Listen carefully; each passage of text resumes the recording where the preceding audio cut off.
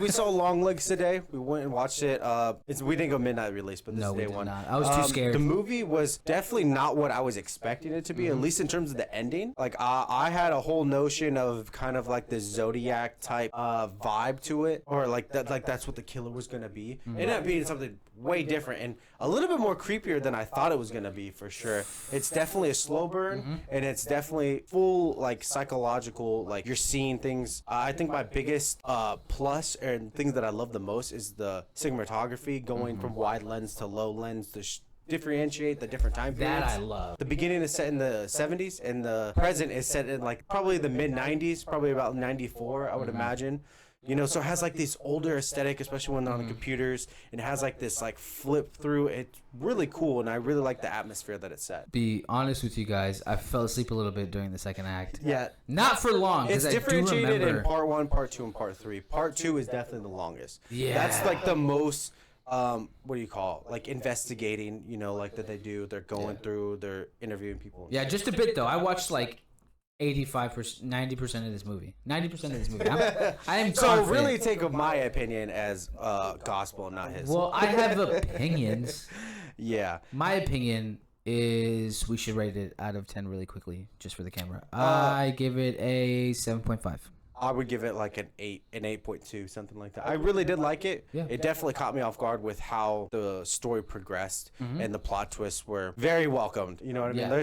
I feel like one thing with this new day and age in media is sometimes plot twists can be sniffed out in a way, and I feel like Did you see this plot twist coming? I didn't. I didn't see this plot twist coming. I didn't at all. I mean, like there were some things where I'm like, okay, I think this is gonna happen, and I want to spoil it. But like, just the whole notion of it being beneath you is kind of crazy. You know what I mean? Like that was like, oh my god, and call back to Christopher Nolan. I love when directors and producers can show you the ending without you knowing it's the ending and giving you the plot and feeding you in such a way that it cohesively makes sense by the end of the movie. Guy Ritchie does that, not just Christopher Nolan. Just saying that Christopher Nolan has done it the most, that I know that it's, and I love Christopher Nolan. I'm a big fan, boy. You know. I'm sorry, I could not hear anything you said because I just heard you goggling Christopher Nolan's cock in your mouth. I will admit it too. That's the thing. I think it's worth watching, especially if you're just in that.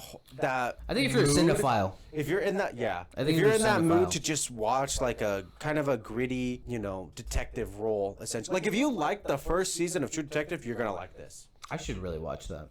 True Detective is definitely better. I will say that. Okay.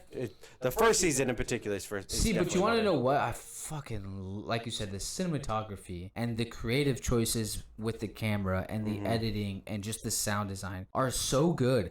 And honestly, I think the reason I fell asleep was because like the ambience kind of comforting for some odd reason. Probably shouldn't have been, but granted, it's dark. It's a dark movie. It's a good movie though. I really like it. I like the score. The score is really underrated. I like the soundtrack choices. They have a class, like, you know, they have probably one of my favorite classic songs. Yeah. Bit there at the end. I don't know. Richard doesn't know good music, so yeah, man. Honestly, the more I talk about it, the reason I'm gonna bump it up and actually make it an 8.2 actually is because I really love the camera work. I really just love the ambience. And it was a slow burn. I'm gonna rewatch it just so I can gather every bit of information again as well. But from what I saw, man, I was pretty happy. I honestly, it's weird to say, I think I got what I wanted. Like I said, it wasn't the ending wasn't what I was expecting it to be, but it was a very good movie, and it was what I was in the mood for. Like I was in the mood for that, just like, what is happening? Like, we got to get to the bottom of this mystery. I don't want to spoil it because it's actually really good. And I thought it was really funny because there was a group of people in front of us. They got up to go to the bathroom, and like the main point, like when you're really figuring out, like, oh my God, like the most brutal kill, essentially, or the most shocking kill, I should say.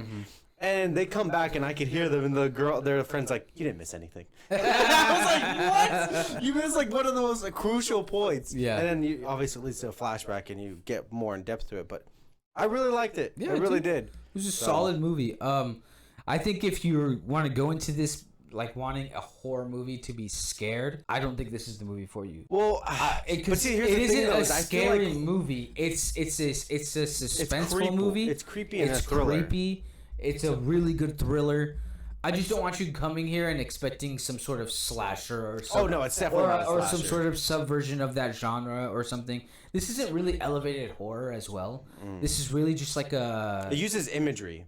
so beautifully. Yeah. And yeah, like man. that's how it tries to scare you. It's like images, like quick flashes of like, you know, the scene essentially. The shocking revelation of like actual murders and Yeah. detective work, and sometimes how you can take that home with you. And yeah, man, I really did enjoy my experience Yeah, with it was Longlegs. good. And Nick It was Cage really good. was fucking Nicolas creepy. Cage, yeah, He did his thing. he was genuinely creepy. He was the creepiest part of the film for sure. And there's, I think, my favorite bit at the end. I think I know which one I'm talking about, with the prosthetics with him. Yeah. And that towards the end. Yeah, it was really good. It was during an interrogation scene. Be prepared. Crazy. But Gentlemen? I definitely recommend it. If you guys are new here, consider subscribing. The channel's been doing very well, and thanks to you guys. Yeah, we really appreciate you guys. We're gonna put out more content.